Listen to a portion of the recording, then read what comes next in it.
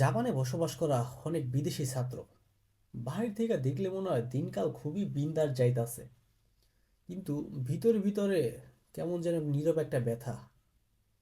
এই জিনিসটার নাম হইল সাইলেন্ট ডিপ্রেশন।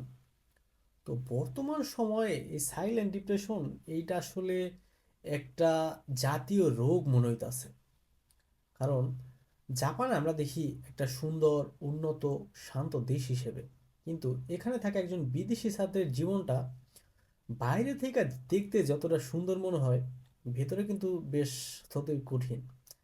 চলেন আমি আমার বাস্তব অভিজ্ঞতার ভিত্তিতে আমি আমার লাইফে যেসব স্ট্রাগল ফেস করতেছি এবং আশপাশে যেসব জিনিস দেখতেছি, জাপানে বসবাসরত স্টুডেন্ট এবং যারা বাংলাদেশি এখানে কাজবাজ করতেছে এদের লাইফের ভিত্তিতে আপনাদের সাথে কিছু বাস্তব সত্য কথা বলতে জাপানের কিছু ডার্ক সাইড তুলে ধরি। ছাত্র জীবনের সাইলেন্ট ডিপ্রেশন নিয়ে, যা অনেকে অনুভব করে কিন্তু প্রায় কেউই বলতে পারে না। সাইলেন্ট ডিপ্রেশন এটা এমন একটা মানসিক অবস্থা যেখানে একজন ছাত্র বাইরে থেকে দেখলে সবকিছু ঠিকঠাকই মনে হয়, কিন্তু ক্লাসে যায়, পার্ট টাইম কাজ করে, হাসি মুখে বন্ধুদের সাথে কথাও বলে, কিন্তু রুমে ফিরে একাই কিছু ভাবতে থাকে। টাকার চাপ, স্টাডির চাপ, ফিউচারের ভয়, হোম সিকনেস, জাপানি ভাষার স্ট্রাগেল এবং ফ্যামিলি যারা আছে এদের সাথে যে সম্পর্কের দূরত্ব, সব কিছু ভিতরে জমতে জমতে একটা সময় আসলে ভিতর থেকে ভাঙা পড়ে। তো জাপানে বিদেশি ছাত্রদের এই সাইলেন্ট ডিপ্রেশন বাড়ে এর বাস্তব কিছু কারণ হইল এই জায়গায় আহ ওয়ার্ক প্রেশার যেটা। কারণ অনেক ছাত্রকে 24 ঘন্টা করলে টিউশন ফি, ওর বাসা ভাড়া, খাওয়া দাওয়া, এই যে ব্যয় আছে এগুলা বহন কইরা ওর ফ্যামিলিতে সাপোর্ট দেওয়া সম্ভব না। কিন্তু অধিকাংশ আমরা যারা মধ্যবিত্ত ফ্যামিলির পোলাপান, দেখা যায় একটা ঋণের বোঝা হয়তো বা পিছনে ঝুলা আছে, অথবা পিছনে আহ, আর্থিক কিছু একটা সংকট আছে, যার কারণে এক্সট্রা কাজ যদি না করে এই ক্ষেত্রে ওর কিন্তু দিন শেষে প্যারা খাইতে হবে। তো এর কারণে দেখা যায় দিনে ক্লাস, রাতে কাজ, ফলে শরীর ক্লান্ত এবং মাঝখান থেকে মন ফাঁকা। 2 নাম্বার ব্যাপার হলো ল্যাঙ্গুয়েজ ব্যারিয়ার। জাপানি ভাষা না জানলে আসলে জাপানের মাটিতে মানে বেকুব কারে বলে, মানে মহা বেকুব। যার কারণে জাপানি ভাষা না জানলে চাকরি হারানোর ভয় থাকে। সব কিছু মিলায়া একটা হতাশা কাজ করে। আবার এই হতাশাটা তখন আরো বেশি বাড়ে যখন কেউ একজন ফুল টাইম জবে যাইতে চাইতেছে, কিন্তু ওর ল্যাঙ্গুয়েজ লেভেল তেমন একটা আহামরি না। 5 জায়গায় 10 জায়গায় ইন্টারভিউ দিছে, কিন্তু প্রত্যেক জায়গা থেকে রিজেকশন হইতাছে। তখন দেখা যায় ওর মধ্যে এই ভাষার বেরিয়ার যে এই ভয়টা, এইটা দিন দিন বাড়তেছে। তো এইটা ওর চিন্তা করা উচিত, বা প্রত্যেকটা বিদেশি স্টুডেন্ট যারা জাপানে আসতেছে, জাপানে ঢোকার পরপরই ওর ফিউচার 2 বছর 3 বছর বা 5 বছর প্ল্যানে ফিউচারে কোন জায়গায় যাইতে চায় ওইটার উপরে বেস কইরা ও কোন ধরনের জব করতে চায়, কি করতে চায় না করতে চায়, কোন ধরনের ওর স্কিল অর্জন করা উচিত, এই ব্যাপারগুলো মাথায় রাখা ওর আগে থেকে ল্যাঙ্গুয়েজ লেভেলটা ওইভাবে আপ করা উচিত। 3 নাম্বারটা ব্যাপার হইলো লোনলিনেস। জাপান খুবই শান্ত, কেউ কারো জীবনে কি ঘটতেছে এগুলো নিয়ে তেমন একটা নাক গলাইতেছে না। শুনতেছে ভালো কথা, কিন্তু বিদেশি ছাত্রদের এই একাকিত্ব এটা একটা বিশাল একটা জিনিস। কারণ হলো ক্লাস দিনে, আবার রাতে কাজ, প্রত্যেকটা ফ্রেন্ড সার্কেলের হয়তোবা ক্লাস টাইম এক থাকলেও কাজের সময় আলাদা থাকার কারণে এক একজনের বন্ধু এক এক দিন। যার কারণে বাংলাদেশে বসে আমরা আড্ডার যে কথা চিন্তা করতে পারি, জাপানে বসে এই আড্ডাটা দেওয়া আসলে একটা কঠিন ব্যাপার হয়ে যায়।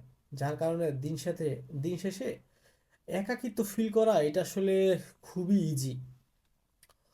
পরবর্তী ব্যাপার হইলো ফ্যামিলি থেকে যখন একটা ছেলে অনেক দূর দেশে আইসা একা একা থাকতেছে, তখন কোনো ধরনের ইমোশনাল সাপোর্ট তেমন একটা পাওয়া যায় না। যেমন পরিবার হইলো হাজার মাইল দূরে, রুমের মধ্যে বৈশা কাঁদতে থাকলেও আশপাশে শোনার মতো কেউ নাই, অথবা আম্মার মতো কেউ আসলে জিজ্ঞাসাও করবো না তো সমস্যা কি কি হয়েছে, বা এটা নিয়ে আসলে প্যারা খাইস না, সৃষ্টিকর্তা ভরসা, এই জিনিসটা আসলে সলভ হয়ে যাইব। তো এই সব সমস্যা থেকে পার করার জন্য বা এই সাইলেন্ট ডিপ্রেশন এই যা থেকে রক্ষা পাওয়ার জন্য ছাত্রদের জীবনে অথবা যেই সব বিদেশি, শুধু জাপান না, যারা আসলে দেশ ছাইরা বাইরে থাকতেছে, এদের মানসিকভাবে খুব স্ট্রং হওয়া উচিত। এখন আপনার আশপাশে আপনি ধরেন সময় দিতে পারতাছেন না, বা আপনি দূর থেকে বুঝতেছেন যে কেউ একজন আপনার ফ্রেন্ডের মধ্যে এই ধরনের সাফার করতেছে, তাহলে তার সাথে আপনার এইসব ব্যাপার নিয়ে কথা বলা উচিত। আপনি ওদের সমস্যার সলিউশন না দিতে পারলেও কেন হইতেছে না হইতেছে এই কারণগুলো আসলে আপনি যখন জানার চেষ্টা করবেন, বোঝার চেষ্টা করবেন, তখন দেখবেন যে ওর মধ্যে একটু হালকা ফিল হইতাছে। তখন দেখা গেল আপনি ওরে সাপোর্ট করতেছেন, আপনি যখন একটা ঝামেলায় পড়বেন ওই লোকটাও হয়তো বা আপনার সাহায্য করবে। তো এইগুলো থেকে যারা এই পরিস্থিতিতে আছে অথবা এই পরিস্থিতি যাতে না পড়ে, এক্ষেত্রে কয়েকটা ব্যাপার মাথায় রাখতে পারে। যেমন সব সময় চেষ্টা করা কারো না কারোর সাথে রেগুলার কমিউনিকেশন রাখা, কথা বলা। পরবর্তী ব্যাপার হলো ওয়ার্ক এবং স্টাডির, যেহেতু স্টুডেন্ট বিষয় আসছে, স্টাডি ব্যালেন্স রাখা। আপনি সব সময় কাজ কাজ কাজ অথবা ক্লাস ক্লাস ক্লাস এগুলো না রাখা, কাজ ক্লাস এটা ব্যালেন্স রাখা অন্য লাইফটারও এনজয় করা উচিত। মাঝে সাঝে একটু ঘুরতে যাওয়া, শপিং করা, নিজের পছন্দ মতো কোনো রেস্টুরেন্টে যায় খাওয়া। এরপরে আশপাশে বেশ ভালো একটা কমিউনিটি তৈরি করা। দেখা গেল ফ্রেন্ড সার্কেলের মধ্যে 10 জন 15 জন 20 জন বন্ধু লাগবে, ব্যাপারটা এমন না। আপনার টাইপের যে, আপনি যারে বুঝতে পারেন অথবা আপনাকে যে বুঝতে পারে এমন আশপাশে 2-1 জন মানুষ থাকলেই না। বিদেশ লাইফে অথবা বাস্তব লাইফে বেশি মানুষের দরকার নাই আমার মনে হয়। কম মানুষ দিয়াও কোয়ালিটিফুল মানুষ হইলে জীবন খুব আরামসেই চালানো সম্ভব। পরবর্তী আরেকটা ব্যারিয়ারের কথা যেটা বলতেছিলাম, ল্যাঙ্গুয়েজ ব্যারিয়ার, এইটা আসলে নিজের দোষ দিয়া লাভ নাই। যেহেতু এটা একটা ভাষা, শিখতে একটু সময় লাগবে। তো সময় দিয়া শুরু করা উচিত। এটা নিয়ে আর টেনশন না কইরা বা দুশ্চিন্তা না কইরা এটা পড়াশোনা করলে দেখা গেল, এখন আমি যে অবস্থা আছি, আমি যদি 6 মাস রেগুলার প্রত্যেকদিন 1 ঘন্টা 2 ঘন্টা করে প্র্যাকটিস করি, 6 মাস পরে আমার হিউজ পরিমাণে একটা ইমপ্রুভ হবে কিন্তু। তো এই জিনিসটাও মাথায় রাখা উচিত। পরবর্তী ব্যাপার হইলো যেমন সেলফ কেয়ার করতে শেখা, নিজের খাওয়া দাওয়া ঠিক রাখা, ঘুমটারে যথাসম্ভব একটু বেটার করা, বা বাইরে একটু হাঁটাচলা করা, বা আমার যেই সব কাজ করলে ভাল লাগে এই ধরনের কাজবাজ করা। তো এই নিজের প্রতি যে কেয়ারনেস আছে, এই কেয়ারনেসটা থাকা খুবই দরকার। আর কেউ যদি মনে হয় যে না ভাই, আমার আসলে দিনকাল খুবই প্যারার মধ্যে যাইতেছে, কি হবে না হবে, আমি এটা আসলে কোনোভাবেই ম্যানেজ করে উঠতে পারতেছি না, এই ক্ষেত্রে আপনি যেহেতু বিদেশ আসছেন অথবা আপনি একা একা লাইভ লিড করতেছেন, আপনি আসলে পোলাপান না, আপনি অ্যাডাল্ট। এই ক্ষেত্রে আপনি যে কোনো একটা মেন্টর অথবা কোনো একটা কাউন্সিলিং এর শরণাপন্ন হইতেই পারেন। এখন ধরেন এই 2025 সালে আইসা আপনি যদি বলেন যে ভাই, আমি ডিপ্রেশনে আছি, আমি যদি কাউন্সিলিং নেই, মানুষ কি বলবে? আরে মানুষ আমার বালের মাথা বলবে, মানুষের কথা চিন্তা করে এত লাভ আছে?